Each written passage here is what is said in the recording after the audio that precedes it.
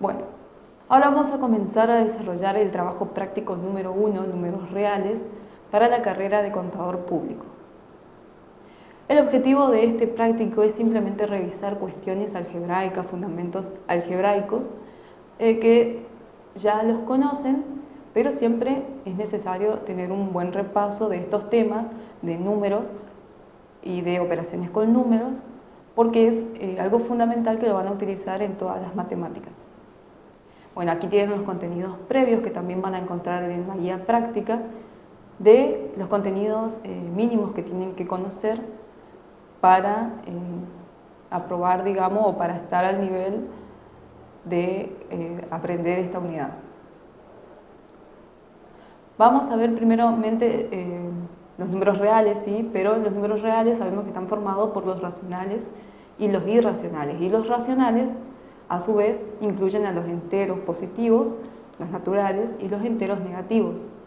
Sabemos que los números racionales son todos aquellos números escritos de la forma A sobre B, donde A y B son números enteros y B es diferente de 0, porque sabemos que la división entre 0 no es posible. A este conjunto de números lo representamos con la letra Q y se denominan números racionales. Vamos a ver la primera actividad de esta guía. Dice: establecer sin realizar una división cuál de estos números, menos 3/5 o menos 7/10, es mayor.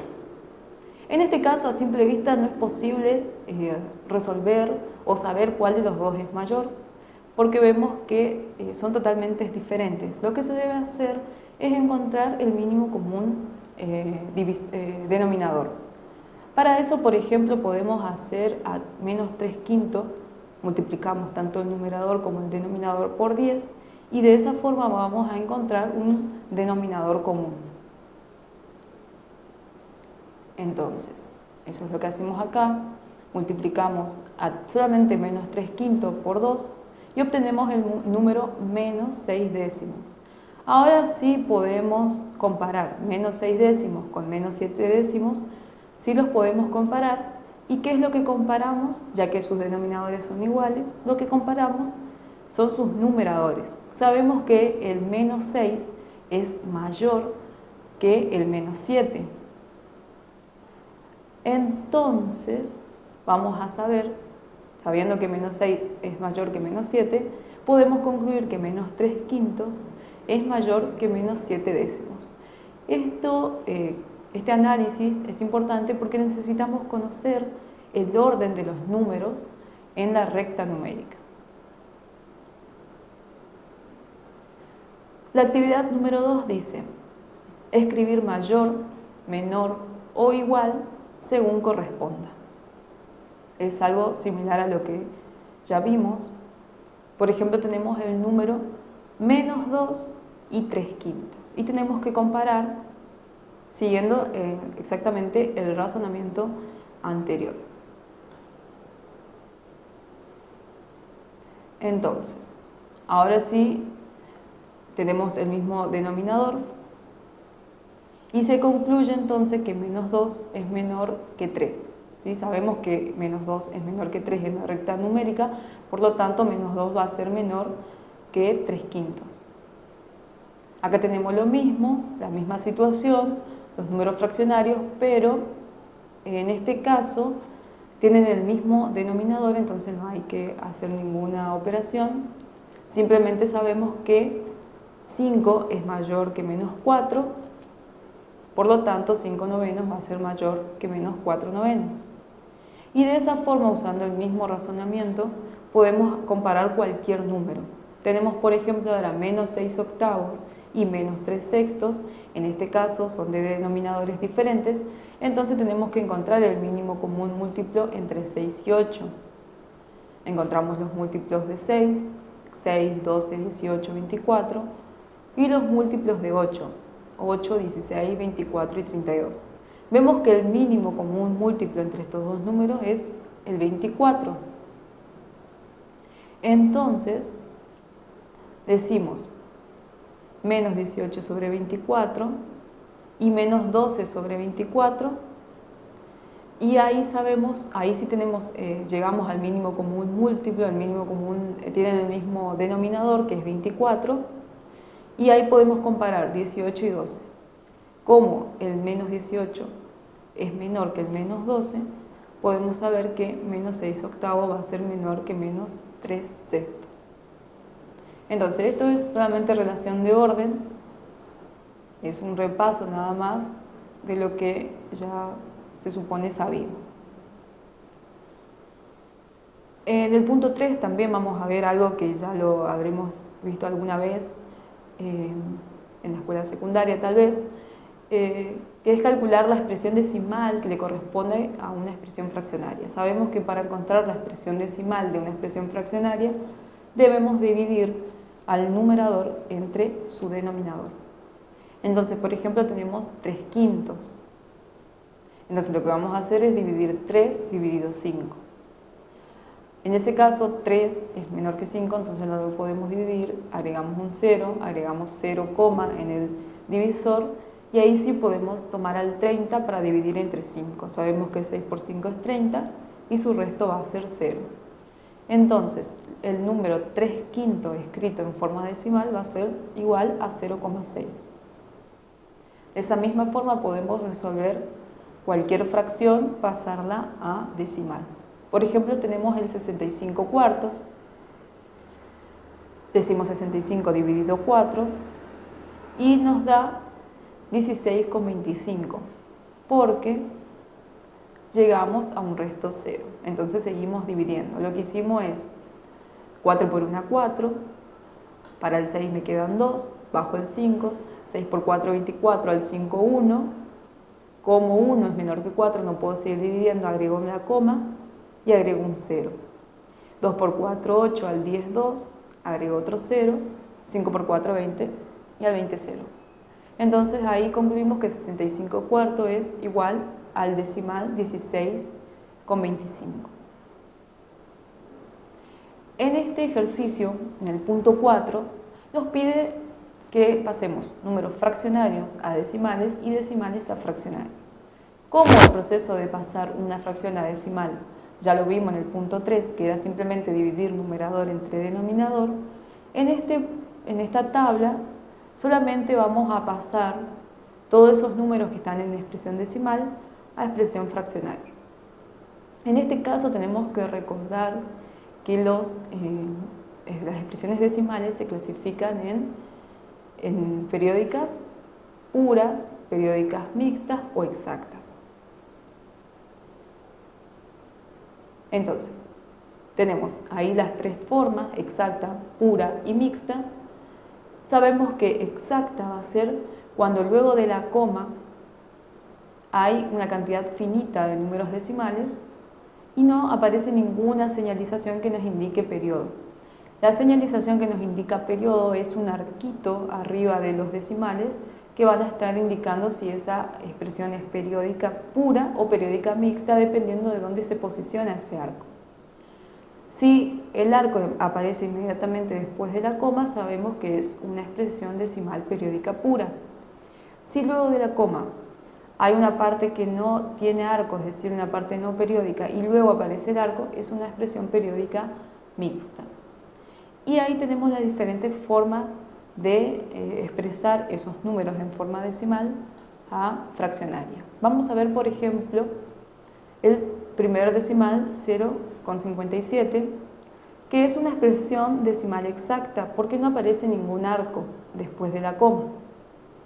Sabemos que para pasar este número de decimal a fracción, escribimos el número sin la coma y en el denominador agregamos un 1 y tantos ceros como cifras decimales aparecen luego de la coma. En este caso tenemos dos cifras decimales, vamos a agregar dos ceros. Entonces queda en el numerador el número sin coma 57 y en el denominador 1 seguido de dos ceros porque hay dos posiciones luego de la coma. Entonces tenemos la fracción 57 sobre 100.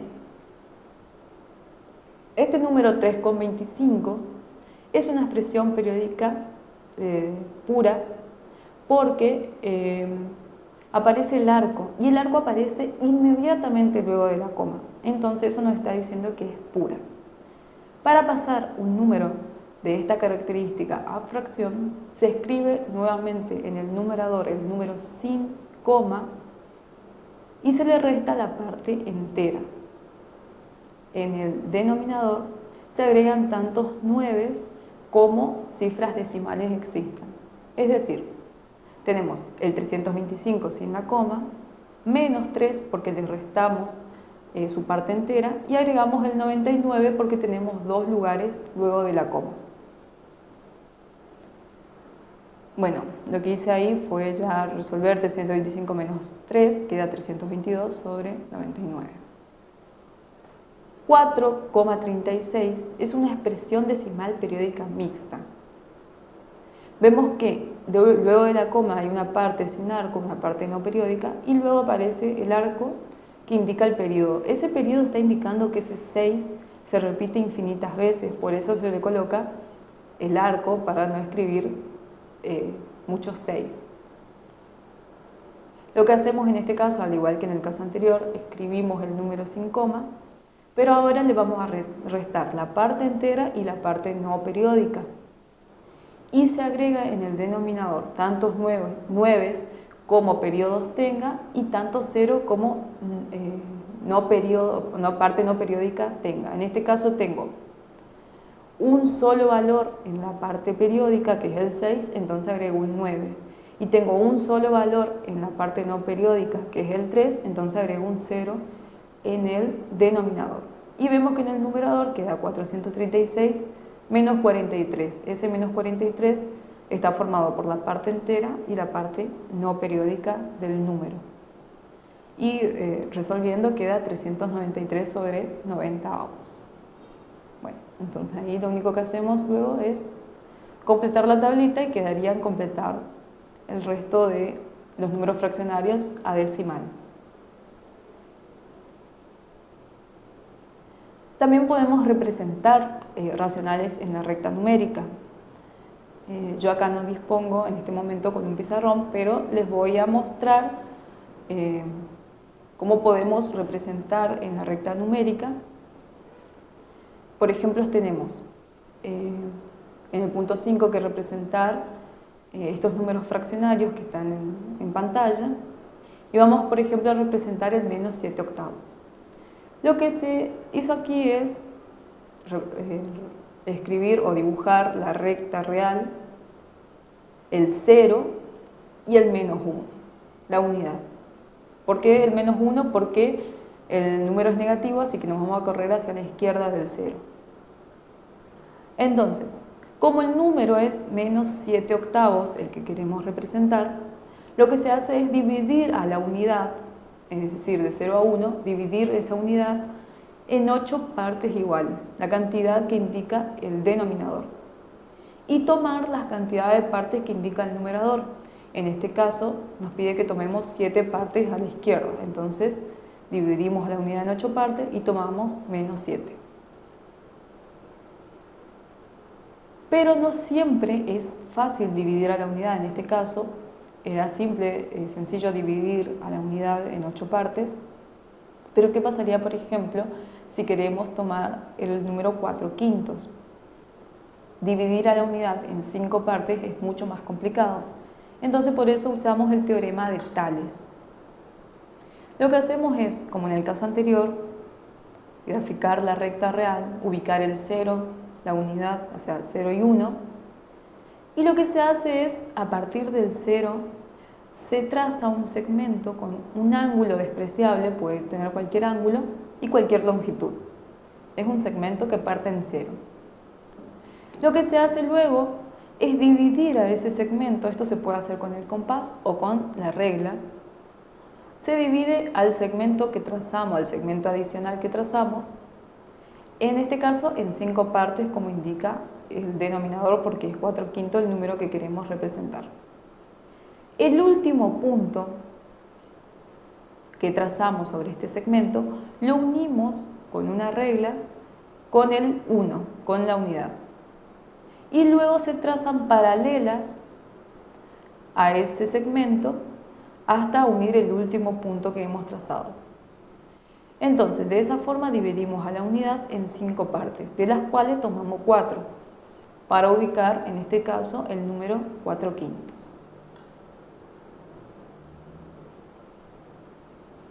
Ahora, por ejemplo, nos pueden dar la representación gráfica, que es en el punto 6, y debemos decidir a qué número racional o fraccionario está representando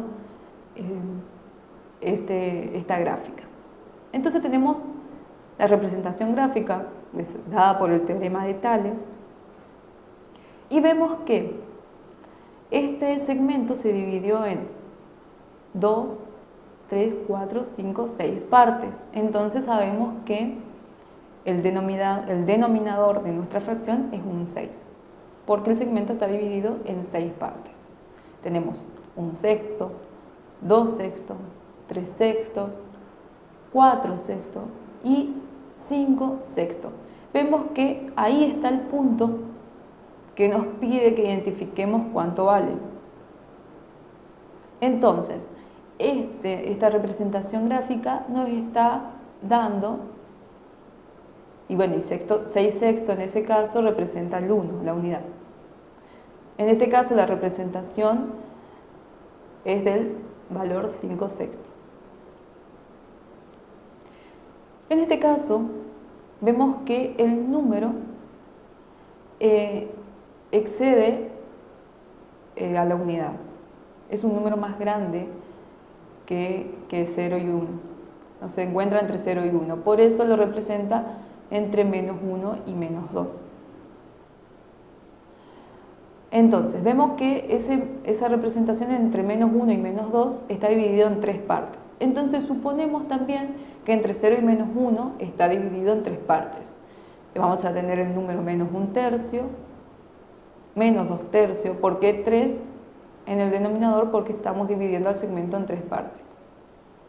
-3/3, que va a venir a representar el valor -1, simplificando ese número, -4/3, -5/3 y -6/3 nos representa el -2, si lo simplificamos a 6 dividido 3 nos da 2.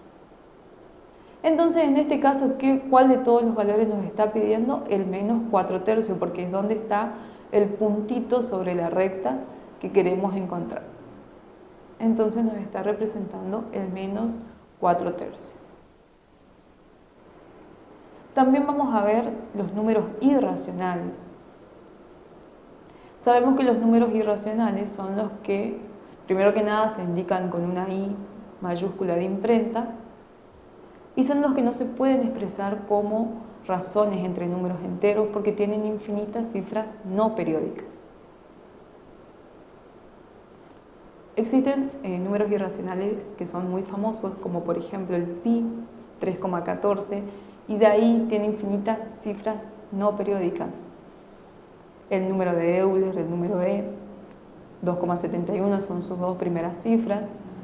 El número Phi o el número de oro, que trabaja con las proporciones áureas, sus dos primeras cifras son 1,61, infinitas cifras no periódicas.